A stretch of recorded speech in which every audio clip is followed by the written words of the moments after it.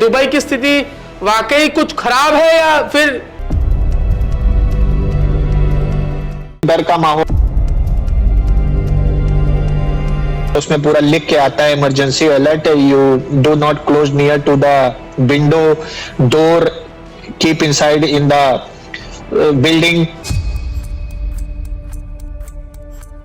આ બધા દેશોને પણ આ લડાઈની આડઅસરોનો સામનો વધારે ગંભીરતાથી કરવાનો આવશે. કોઈ પણ વ્યક્તિને જો સુપ્રીમ લીડર બનાવવામાં આવશે તો એ અમારા ટાર્ગેટ પર હશે. आगे भी और ये युद्ध जो है वो लंबा चला तो दुबई और आसपास के इलाके में कितना असर पड़ सकता है. आने जाने वाले लोग हैं उनके लिए दिक्कतों का सामना करना पड़ेगा. जब दो देश आपस में लड़ाई कर रहे हैं जिसकी कोई गलती नहीं हो तो उसको घसीटने का कोई फायदा है नहीं.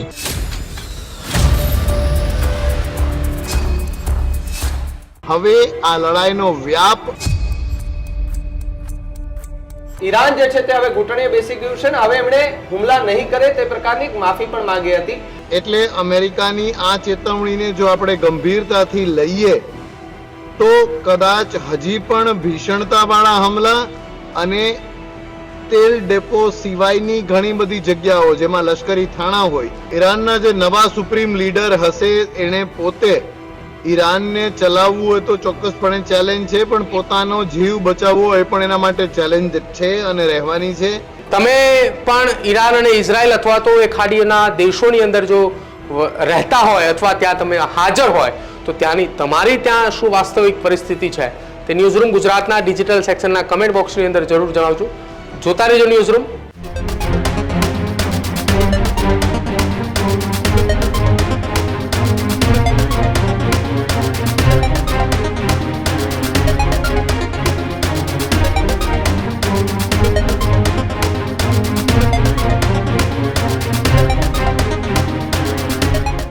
નમસ્કાર, અમારી વિશેષ રજૂઆત ગર્જનાદ સાથે હું છું ભાવિક અને હું છું પ્રદીપ. આજના ગર્જનાદમાં ચર્ચા કરવી છે ઈરાન અને ઇઝરાયલના યુદ્ધ વચ્ચે દુબઈની અંદર શું વાસ્તવિક સ્થિતિ છે.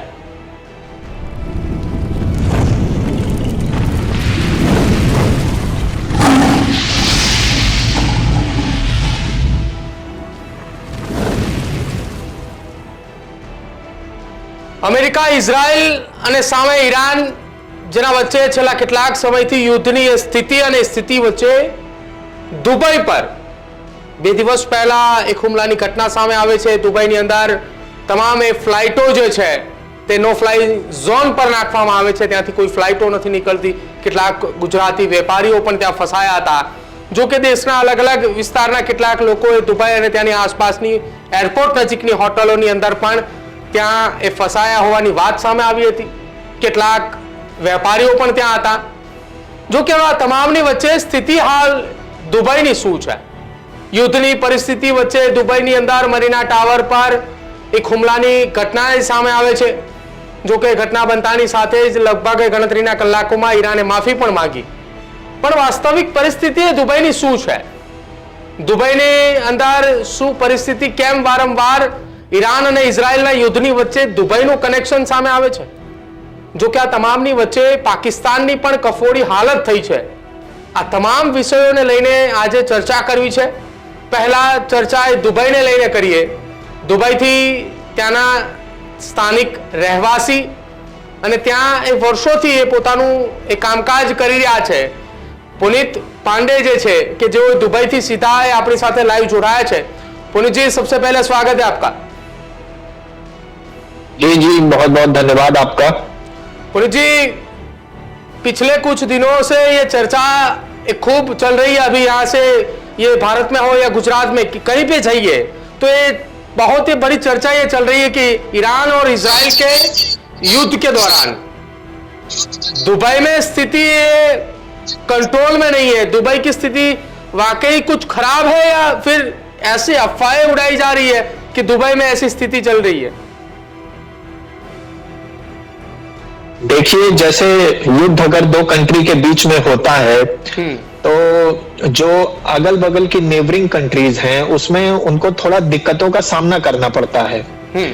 तो दिक्कतें जैसे ये हैं कि फ्लाइट बंद हो गई हैं और ईरान की तरफ से मिसाइल बार बार जहां जहां यूएस के आर्मी बेसेस हैं वहां पे उनको टारगेट किया जा रहा है।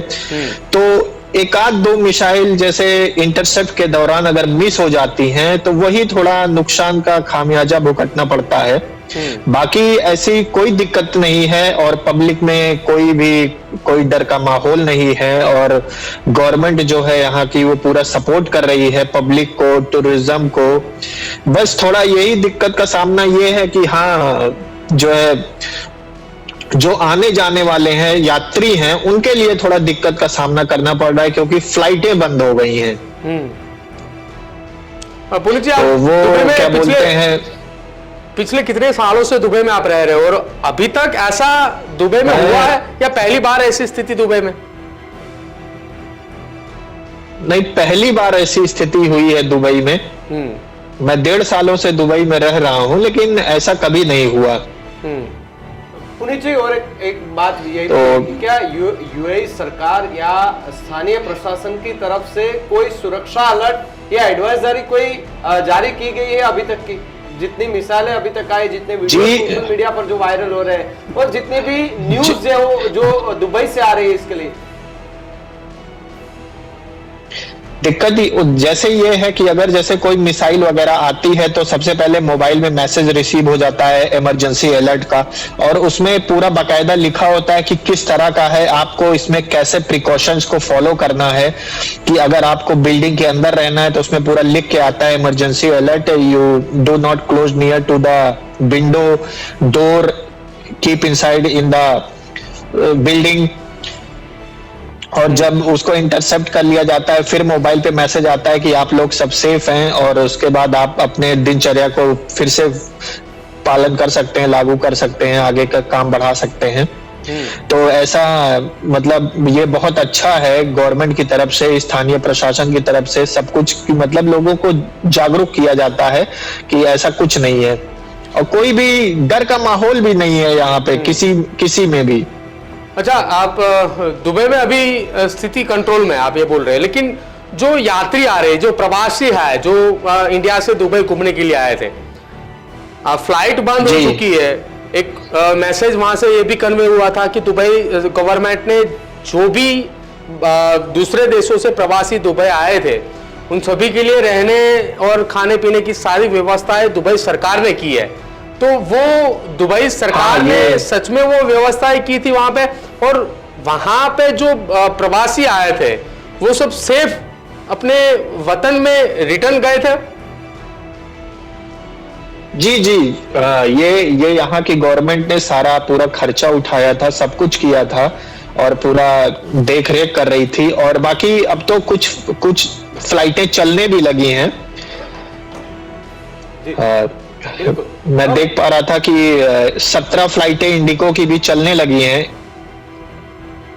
बिल्कुल। और एक बात ये भी समझिए कि इजराइल, यूएस और ईरान के बीच जो युद्ध चल रहा है, खाड़ी देशों की सुरक्षा पर कुछ ना कुछ सवाल जो हो वो उठता जा रहा है। इसकी असर दुबई में कितनी पड़ सकती है? क्योंकि दुबई में लोग घूमने के लिए आते हैं, काम के लिए आते हैं और इसी तरह की स्थिति रही आगे भी और ये युद्ध जो है वो लंबा चला तो दुबई और आसपास के इलाके में कितना असर पड़ सकता है?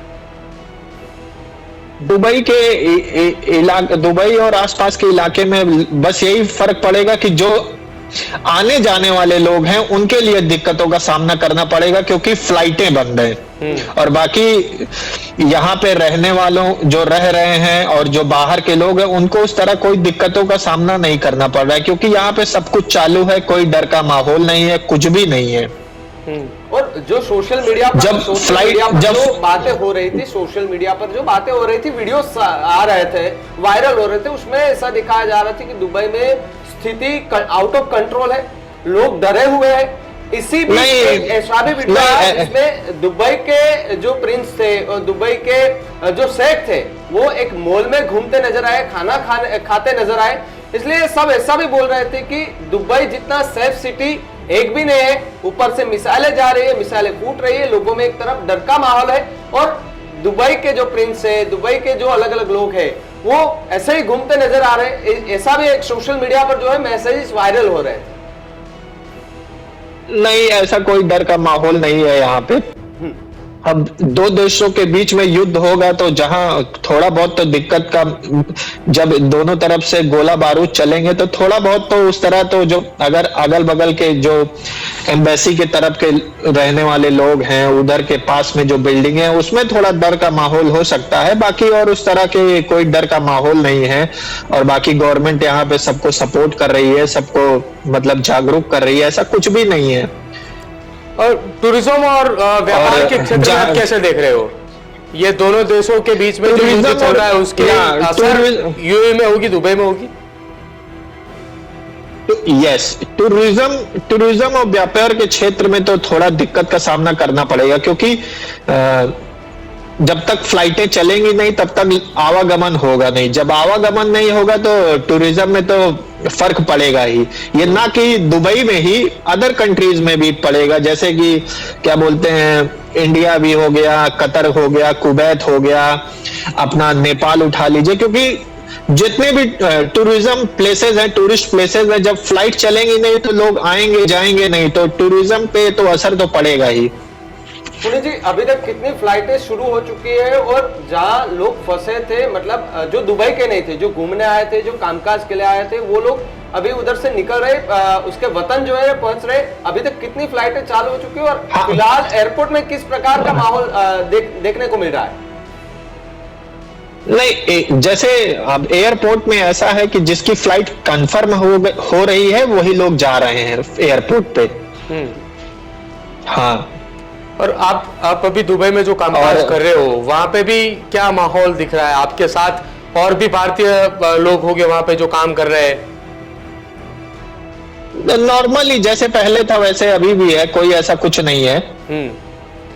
2 दिन पहले जो मरीना टावर पे जो हुआ था, उस हादसे के बाद कुछ अलर्ट या कुछ ऐसा कुछ जाहिर किया हो?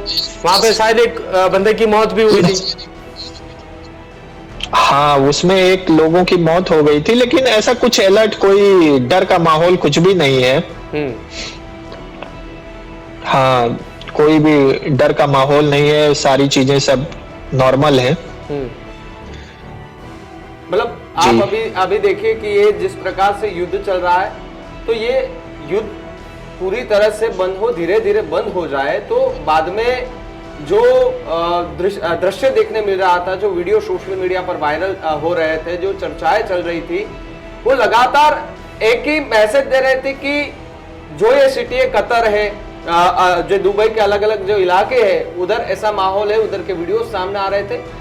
कितनी मीडिया भी बता रही थी कि इस प्रकार का माहौल देखने को मिल रहा है, लोगों में डर बन चुका है, लोगों को बाहर निकलना नहीं, सड़कें भी पूरी की पूरी जो है खाली दिख रही थी। क्या इस तरह का कोई दृश्य दुबई और कतर में और अन्यथा जो आसपास के इलाके उधर से दिखने को मिला था क्या कोई? देखिए, रमादान का सीजन भी चल रहा है, तो दिन में लोग अपने ऑफिसेज में रहते हैं, और आप भी जानते होंगे कि मुस्लिम कंट्रीज में इन लोगों को इवनिंग में, मॉर्निंग के समय, सहूर के समय इन लोगों को खाना पीना खाते हैं, उसके बाद दिन में कुछ नहीं खाते हैं। फिर शाम को जब नमाज होती है तो उसके बाद वो लोग अपना नमाज वगैरह पढ़ के इफ्तारी करते हैं। तो दिन में वैसे भी कोई क्या बोलते हैं ज्यादा चहल पहल रहती नहीं है रमादान के महीने में, तो ऐसा कुछ नहीं है, कोई डर का माहौल भी नहीं है, कुछ भी नहीं है, क्योंकि रमादान का एक इनका फेस्टिवल चल रहा है, तो उसमें आपको ये ऐसा देखने को मिल सकता है कि हाँ सड़कें खाली हैं, इस तरह का है, बाकी ऐसा कुछ नहीं है। मतलब जो रमजान मास चल रहा है एक त्योहार की तरह सब लोग उधर मनाते हैं, और पिछली बार मतलब ये पहली बार दुबई में इस प्रकार का माहौल देखने को मिल रहा है। इस तरह से जो माहौल सर्जा है, तो दुबई के जो स्थानीय लोग हैं, आप जहाँ काम करते हो, आपके वहाँ भी जो दुबई के स्थानीय लोग आपसे मिलते होंगे, बातचीत करते होंगे, वो क्या बातचीत करते हैं? जिस स्थिति अभी बनी है उस प्रकार से क्या बातचीत करते हो आपके साथ? इस स्थिति में कोई सब ऐसे नॉर्मल ही है, कुछ ऐसा कुछ भी डर का माहौल नहीं है उनसे। बस यही है कि फालतू में जब दो देश आपस में लड़ाई कर रहे हैं जिसकी कोई गलती नहीं है तो उसको घसीटने का कोई फायदा है नहीं। ડિફેન્સ એક્સપર્ટ જયદેવ જોશી આપણી સાથે જોડાયા છે. સર, સ્વાગત છે આપનું સૌથી પહેલા તો. ધન્યવાદ. જયદેવજી, છેલ્લા 2-4 દિવસથી એક સમાચારો એ ખૂબ ચર્ચાની અંદર રહ્યા છે કે બંને દેશોની યુદ્ધની પરિસ્થિતિ વચ્ચે એક એવો પણ દેશ છે કે તેની હાલત એ ધીરે ધીરે ખૂબ એ કફોડી થઈ રહી છે. પેટ્રોલ ડીઝલના ભાવ એ આસમાને પહોંચ્યા છે ત્યાં, અને કતારો એ ખૂબ લાંબી લાગી ચૂકી છે. વાત એ પાકિસ્તાનની થઈ રહી છે. જી જી, ચોક્કસપણે. અને જેટલો વધારે આ ગહેરો બનતો જશે યુદ્ધનો માહોલ, એટલું આ બધા દેશોને કે જેમની ઇકોનોમી ખરાબ છે, જેમને ત્યાં સારા સંસાધનો નથી, જેમને ત્યાં આંતરિક અરાજકતા છે અને મજબૂત સરકાર નથી, અને આ બધી બાબતોમાં પાકિસ્તાન ક્વોલિફાય થાય છે, આ બધા દેશોને પણ આ લડાઈની આડઅસરોનો સામનો વધારે ગંભીરતાથી કરવાનો આવશે. અચ્છા જયદેવજી, ઈરાન અને ઇઝરાયલ વચ્ચેના જે યુદ્ધની સ્થિતિ છે, આ સ્થિતિ વચ્ચે હાલ પરિસ્થિતિ એ દુબઈની અંદર થોડા દિવસો પહેલા એવી હતી કે દુબઈની અંદર કોઈ ભારતીય નાગરિક ફસાયો હોય તો તેને પરત ભારત આવવું હોય તો સ્થિતિ એ કફોડી હતી. હાલ સ્થિતિ એ દુબઈની અંદર નોર્મલ થઈ છે, પણ આ બંને દેશો વચ્ચે જો યુદ્ધની સ્થિતિ આને આ જ પ્રકારે રહેશે તો આવનારા સમયની અંદર શું લાગી રહ્યું છે કે ખાડીના દેશોની મુશ્કેલી હજી વધી શકે? આ જે યુદ્ધ જે અત્યારે ચાલી રહ્યું છે તેની વ્યાપકતા ધીમે ધીમે ઓછી ચોક્કસ થશે. વ્યાપકતાનો અર્થ એ છે કે કેટલા અલગ અલગ દેશો ઉપર ઈરાન હુમલો કરશે. ઈરાને એવા બધા લગભગ દેશ ઉપર હુમલો કર્યો કે જ્યાં જ્યાં અમેરિકાના લશ્કરી થાણાઓ હોય, અને એ દૂર કદાચ દુબઈ એટલે યુએઈ એ સૌથી દૂરમાંનું રાષ્ટ્ર હતું એ, અને સાઉદી અરેબિયા. પણ હવે ઈરાન આ હુમલા કરી ચૂક્યું છે. એના લોન્ચરો ઉપર કુવેત અને અમેરિકાએ ઘણા હુમલા કર્યા છે, અને એમના કેટલાક લોન્ચરો બરબાદ થઈ ચૂક્યા છે. આ બધું હોવાના કારણે અને ઈરાને પોતે પોતાની જમીન ઉપરની લડાઈ લડવાની હજી બાકી છે. નવા સુપ્રીમ લીડર ત્યાં હમણાં નિયુક્ત ખાલી ચૂંટાયા છે, એમનું કાર્યકાળ શાસન એ બાકી છે. જે રીતે છેલ્લા 2 દિવસથી અમેરિકાએ ઈરાન ઉપરના હુમલાઓ તેજ કર્યા છે, એના ઓઇલ ડિપો ઉપર હુમલા કરે છે, આ બધું જોતા ઈરાન અને ઈરાનનું સૈન્ય આખું એને કોન્સન્ટ્રેટ કરવું પડશે પોતાના દેશ ઉપર વધારે. તો આ ઉપરના 3-4 કારણો જે આપણે ચર્ચ્યા એના કારણે હવે આ લડાઈનો વ્યાપ ઘટે અને ઈરાન દૂર દેશો ઉપર હુમલા ઓછા કરે, આવી શક્યતા ચોક્કસ વધારે સેવાઈ રહી છે. અને જયદેવભાઈ, જે રીતે સોશિયલ મીડિયા પર પણ ચર્ચાઓ થતી હતી અને મીડિયામાં પણ થતી હતી કે ઈરાને માફી માંગી લીધી છે, અને સામે ડોનાલ્ડ ટ્રમ્પે પણ એવું નિવેદન આપ્યું હતું ત્યાંની મીડિયામાં, અમેરિકન મીડિયામાં, કે ઈરાન જે છે તે હવે ઘૂંટણીએ બેસી ગયું છે ને હવે એમણે હુમલા નહીં કરે તે પ્રકારની માફી પણ માંગી હતી. એ માફી માંગ્યા બાદ યુએઈ અને આસપાસના વિસ્તારોમાં ફરી એકવાર હુમલાઓ શરૂ થયા. એ બાદથી જે છે તે પણ ડોનાલ્ડ ટ્રમ્પ અને એમના સાથી છે તેમને ટ્વીટ કરીને એવું કહ્યું હતું કે 2 દિવસ પહેલા કે આજે રાત્રે ઈરાન પર એક એવો હુમલો કરવામાં આવશે કે ઈરાને કદાચ સપનામાં પણ નહીં વિચાર્યું હોય કે આ પ્રકારનો હુમલો અને એ જગ્યા ઉપર હુમલો થશે કે બધું જ જે છે તે નષ્ટ કરી દેવામાં આવશે. એ જે હુમલાની વાત થઈ હતી, એ હુમલા પછી જે વધારે પડતા હુમલા જે જોવામાં આવ્યા એ ઈરાનના ઓઇલ ડેપો ઉપર જોવામાં આવ્યા. ઈરાનના લશ્કરી થાણા ઉપર હજી પણ અમેરિકાએ હુમલા કર્યા નથી. એટલે અમેરિકાની આ ચેતવણીને જો આપણે ગંભીરતાથી લઈએ તો કદાચ હજી પણ ભીષણતાવાળા હુમલા અને તેલ ડેપો સિવાયની ઘણી બધી જગ્યાઓ જેમાં લશ્કરી થાણા હોય એના પર હુમલા થવાના બાકી છે એવું કહી શકાય. જયદેવભાઈ, આપણે પણ એક વાત કે જે આ મોરબીના આપણા પણ કેટલાક સિરામિક ઉદ્યોગો પર જે છે તે ખૂબ મોટી અસર પડી રહી છે ને કેટલાક જે કારખાનાઓ છે તેમાં તાળા જે છે તે લાગ્યા હોવાની વાત અત્યારે જોવા મળી રહી છે. અને એક અફવા પણ એવી ઉડી હતી કે ભારતની અંદર પણ પેટ્રોલ અને ડીઝલ જે છે તે હવે ઘટતું જઈ રહ્યું છે ને એને લેવા માટે લોકો પડાપડી કરી રહ્યા હતા. ત્યારબાદ ઇન્ડિયન ઓઇલે ઓફિશિયલી જાહેરાત કરીને કહ્યું હતું કે એવી કોઈ જે છે તે ઘટ છે નહીં, આપણી પાસે પૂરતું પેટ્રોલ, ડીઝલ, ઓઇલ એ બધું જ છે. એટલે આ પ્રકારની અફવાઓ જે છે તેમાં ન આવવું. યુદ્ધની સ્થિતિ જ્યારે થાય છે, જ્યારે કોઈ એવો માહોલ સર્જાય છે ત્યારે સ્વાભાવિક છે કે સોશિયલ મીડિયા પર આવા પ્રકારની અફવાઓ જે છે તે ખૂબ વધુ ફેલાતી હોય છે. જી, આ અફવાઓનું વાતાવરણ ત્યારે જ ગરમ થાય છે જ્યારે લડાઈની અરાજકતા વ્યાપ્ત થઈ જાય. લડાઈના સૌથી મોટા ટાર્ગેટમાંનો એક ટાર્ગેટ એ હોય છે કે એમાં સાયકોલોજીકલ વોરફેર કેટલું કરાવી શકાય છે, નરેટિવની લડાઈ કેટલી લડાઈ શકાય છે, અને આ બધું કરવામાં અને એમાં જીત મેળવવા માટે બંને પક્ષના દેશો અને હંમેશા માટે ભૂતકાળના યુદ્ધોમાં પણ રૂમર મોંગરિંગ એટલે કે અફવાઓનું પ્રતિપાદન કરવું આ પ્રકારનું કામ કરતા હોય છે. એમાં સ્ટેટ એજન્સીઝ, એમની બ્રોડકાસ્ટ એજન્સીઝ, એ બધા લોકો સામેલ થતા હોય છે. અને ઘણી બધી વખત સંપૂર્ણ પ્રયત્નો કર્યા પછી પણ એક સામાન્ય વ્યક્તિ તરીકે એ ત્યાં રહેતો હોય તે અથવા તમારી મારી જેમ દૂર બેઠા હોય એમણે પણ એનાલિસિસ કરવું અઘરું થઈ જતું હોય છે, પરખવું અઘરું થઈ જતું હોય છે કે સાચું શું છે ને ખોટું છે શું છે. પણ થોડા ફેક્ટ ચેક દ્વારા પણ કોઈ પણ ન્યૂઝ આવે તો તે આવ્યા પહેલા એનું ફેક્ટ ચેક કરીને એની સાતત્યતા પારખીને જ કોઈ પણ વિચાર, નિર્ણય અથવા મનમાં કોઈ પણ સંવેદનશીલતા લાવવી જોઈએ. એક સમાચાર એ પણ અત્યારે જયદીપભાઈ સામે આવી રહ્યા છે કે ઈરાનના જે નવા સુપ્રીમો છે એ એમના ઉપર પણ એક હુમલાની ઘટના બની છે. એક હુમલાની અંદર તેઓ પણ ઈજાગ્રસ્ત થયા છે અને એ ઈજાગ્રસ્ત થયા છે અને તત્કાલ તેમને સારવાર માટે લઈ જવામાં આવી રહ્યા છે. આ જ પ્રકારની સ્થિતિ જો ઈરાન ઉપર હુમલાની રહેશે, જો કે 2 દિવસ પહેલા આપણે કહ્યું કે તેલોના જે ભંડાર છે તેમના ઉપર સતત એ અટેક કરવામાં આવ્યા હતા, જેમાં સૌથી વધારે અટેક એ તહેરાનની અંદર કરવામાં આવ્યા હતા કે જ્યાં તેલોના ભંડાર છે, અને એ અટેકની અંદર એક ખૂબ મોટું નુકસાન ઈરાનને પણ થયું છે. ઈરાનના જે નવા સુપ્રીમ લીડર હશે એને પોતે ઈરાનને ચલાવવું હોય તો ચોક્કસપણે ચેલેન્જ છે, પણ પોતાનો જીવ બચાવવો એ પણ એના માટે ચેલેન્જ છે અને રહેવાની છે.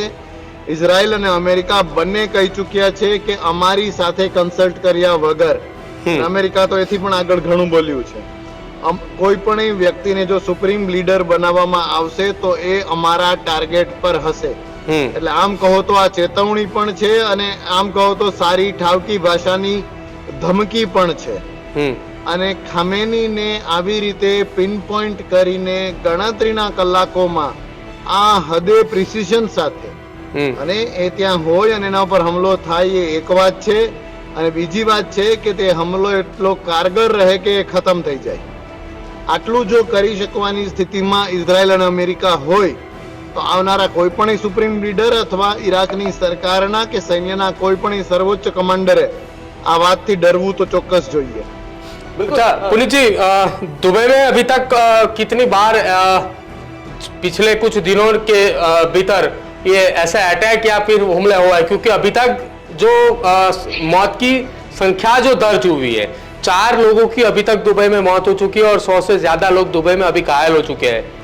इसके बारे में दुबई की गवर्नमेंट कुछ रिस्ट्रिक्शन या कुछ बातें कर रही है, कुछ लोगों को बोल रही है कि बाहर इस समय पे या फिर नाइट में युद्ध के टाइम पे जो बमबारा मिसाइलें चल रही है तब बाहर न निकले? देखिए, जब मिसाइल का अटैक जब भी होता है तो ऑटोमेटिक इमरजेंसी अलर्ट मोबाइल में रिसीव हो जाता है और उसमें पूरा मैसेज लिखा होता है कि आपको इसमें करना क्या है. तो जैसे उसमें बिल्डिंग के अंदर रहने का लिखा होता है कि आप कहीं भी शेल्टर जोन में चले जाइए, आप बिल्डिंग के अंदर रहिए, बिल्डिंग के बाहर ना आइए. तो उसमें उस चीजों की पूरी प्रक्रिया लिखी होती है कि आपको करना क्या है. आप उसको उस हिसाब से पढ़ के उस हिसाब से उसका पूरा प्रिकॉशन को फॉलो करिए. अब पुनीत जी, एक सवाल मेरा ये भी है कि ईरान में नागरिक इलाकों और मेडिकल जो सेक्टर्स है उस पर जो हमले की खबरें आ रही थी, इस पूरे संघर्ष में आप मानवीय नजर से कैसे देख रहे हो? क्योंकि एक स्कूल के ऊपर जैसे हमला हुआ और 100 से ज्यादा बच्चियों की मौत हो गई, इस पूरे संघर्ष को आप मानवीय नजर से कैसे देख रहे हो?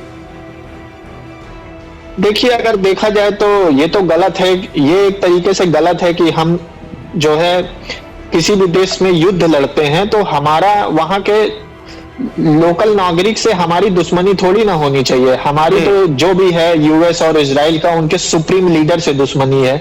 तो आप जो है अपना ऊपर लेवल की पॉलिटिक्स को उसमें आप उनको फॉलो करिए, ना कि आप लोकल नागरिक उसमें परेशान हो रहे हैं। यहाँ पे स्कूल में बच्चे, अभी मैंने देखा जाए तो एक होटल पे भी इन्होंने टारगेट किया था, ईरान के एक होटल पे। तो जो क्या उसमें भी तो नागरिक रहे हैं। वो तो किसी भी देश में युद्ध होता है तो लोकल नागरिक बहुत परेशान होते हैं। बिल्कुल। और पुनीत जी, क्या आपको लगता है कि यह संघर्ष अब बड़े क्षेत्रीय युद्ध में बदल सकता है? क्या आपको ऐसा लगता है कुछ? नहीं, ऐसा तो नहीं, अभी तक तो ऐसा कुछ नहीं दिख रहा है कि बहुत बड़े क्षेत्र में बदल सकता है। लेकिन ये है कि हाँ, अब पिछले एक हफ्ते से ज्यादा हो गया, 2 हफ्ते लगभग होने वाले हैं, तो अब देशों को विचार करना चाहिए कि हाँ, कैसे ये शांत हो। क्योंकि एक तरीके से देखा जाए ईरान जो है, एक तरीके से देखा जाए ईरान तो पूरा क्या बोलते हैं अपना बहुत ज्यादा वहां पे नुकसान हो चुका है, बहुत चीजें हो चुकी हैं। तो एक तरीके से इसको अब जस्ट इसको कॉम्प्रोमाइज करने के तौर पे देखा जाना चाहिए कि हाँ, क्योंकि और भी देश हैं जहां पे दिक्कतों का सामना भी करना पड़ रहा है। तो अपनी एक दूसरे की लड़ाई में किसी तीसरे को जो है परेशान ना होना पड़े, तो ऐसा भी सोचना चाहिए इन सबको। बिल्कुल जयदेव भाई અને પુનિત जी, आप दोनों हमारे साथ जुड़े, इसलिए दोनों का शुक्रिया। तो फिर અત્યારે હાલ જે યુદ્ધની પરિસ્થિતિ જે છે ઈરાન અને ઇઝરાયલ વચ્ચે, જે આ યુદ્ધની પરિસ્થિતિ અને પરિસ્થિતિ વચ્ચે ખાડીના એ 6 દેશો કે જ્યાં પણ સ્થિતિ એ ખૂબ ગંભીર છે। દુબઈની વાત કરી કે ત્યાં પણ સ્થિતિની ગંભીર છે। 4 જેટલા લોકોના અત્યાર સુધી મોત થયા છે અને 100 કરતા વધારે લોકો ઈજાગ્રસ્ત થયા છે। આ સાથે અન્ય કેટલા દેશો, જેમાં કુવૈતની અંદર 6 લોકોના મોત થયા છે, હજારો માણસોને ત્યાં ઈજાઓ પહોંચી છે। તહેરાનની અંદર પણ એક વ્યક્તિનું મોત થયું છે। આ લેટેસ્ટ અપડેટ અત્યાર સુધીનું છે આજના દિવસ દરમિયાનનું, કે જ્યાં 40 લોકોને ઈજાઓ પહોંચી છે। કતારમાં 16 લોકોને ગંભીર જેટલી ઈજાઓ પહોંચી છે। ઓમાનમાં એક વ્યક્તિનું મોત થયું છે અને 5 લોકોને ઈજાગ્રસ્ત તેઓ થયા છે। સાથે જ સાઉદી અરેબિયાની અંદર 12 જેટલા લોકોને ઈજા છે અને 2 જેટલા લોકોના મોત થયા છે। આ બંને દેશોની વચ્ચેના યુદ્ધની વચ્ચે જે ખાડીના દેશો છે, દેશોની અંદર આ અત્યારની વાસ્તવિક પરિસ્થિતિ છે। અને આ પરિસ્થિતિએ જો આવનારા સમયની અંદર આ બંને દેશોની વચ્ચે જે યુદ્ધની સ્થિતિ છે એ જો ધીમી ન પડી તો કદાચિત આવનારા સમયની અંદર ખાડીના આ 6 દેશોને હજુ પણ વધારે ભોગવવું પડે તેવી સ્થિતિ છે।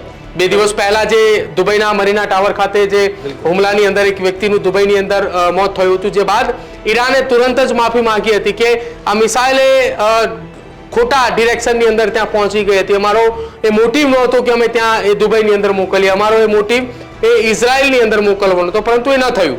જોવાનું હવે આવનારા સમયની અંદર એ પરિસ્થિતિની અંદર કે આ બંને દેશોની વચ્ચે યુદ્ધની જે સ્થિતિ છે એ સ્થિતિ વચ્ચે આવનારા સમયની અંદર કયા પ્રકારની સ્થિતિનું निर्माण એ આસપાસના દેશોની તો વાત ઠીક છે, પરંતુ આ બંને દેશો પાસે તેલના ભંડારો છે અને એ જ ભંડારો થકી અનેક એ દેશોની અંદર એની અસરો જોવા મળે છે। પાકિસ્તાન સુધી અસરો તો પહોંચી છે। જોવા જોઈએ તો આર્થિક રીતે નુકસાન ખૂબ મોટું થવા જઈ રહ્યું છે અને અનેક એવા દેશો છે કે જ્યાંથી જે ઓઇલ આવતું હતું તેના રસ્તા પણ રોકાઈ ગયા। દરિયાના કિનારેથી જે ઓઇલ આવતું હતું ત્યાંથી રસ્તા બેન કરી દેવામાં આવ્યા, એટલે કે જહાજો નીકળી નથી શકતા। એના જ કારણે પાકિસ્તાનની હાલત આજે પણ તમે જોઈ શકો છો। જો કે પહેલાથી જ ભૂખમરામાં એ જીવી રહ્યો હતો ને આજે વધારે ભૂખમરો જે છે તે થઈ ગયો છે। બધા જ પેટ્રોલ પંપ એ વિડીયો જે છે તે સામે આવે છે અને કહે છે કે અહીંયા એટલી લાંબી લાઈનો છે, એટલી લાંબી લાઈનો છે, પેટ્રોલ 300 રૂપિયા જેટલું પાર થઈ જાય, 350 રૂપિયા જેટલું ડીઝલ પાર થઈ જાય, એટલે ખૂબ કફોડી સ્થિતિ પાકિસ્તાન દેશની થઈ ચૂકી છે। પરંતુ એ બધાની વચ્ચે જે દુબઈની અંદર ફસાયેલા ભારતીયો એ પોતાના વતન આવીને જે આપવીતી કહી રહ્યા હતા પ્રદીપ, કે ત્યાંની સરકાર એ બધું છુપાવી રહી છે, તે કશું જ સાચું નથી કહી રહી, એટલે કે આ શું સાચું શું ખોટું એ ત્યાંની સરકાર જાણે।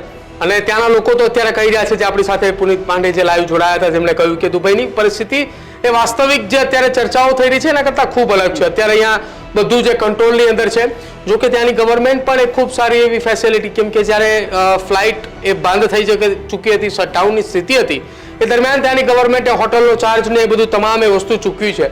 પરંતુ સ્થિતિ હવે એ જોવાનું રહેશે કે આ બંને દેશોની વચ્ચેની સ્થિતિના કારણે અન્ય કેટલા દેશોની આર્થિક સ્થિતિ અને અન્ય કેટલા દેશોની અંદર આ જ પ્રકારે પરિસ્થિતિ રહેશે કે જેના કારણે નુકસાનની ભીતિ કેટલી એવી પણ વસ્તુ થઈ છે કે આ યુદ્ધની સ્થિતિ દરમિયાન AI થી વિડીયો બનાવી સોશિયલ મીડિયા પર વાયરલ કરી અને લોકોમાં એક ભય પેદા ભય કરવાનો ફેલાય. પ્રયાસ જે છે તે ખૂબ કરવામાં આવ્યો છે. અને એટલા જ માટે અફવાઓથી દૂર રહેવું જોઈએ અને સોશિયલ મીડિયાના માધ્યમની અંદરથી મળતા તમામ સમાચારો એ સાચા ન માનવા જોઈએ.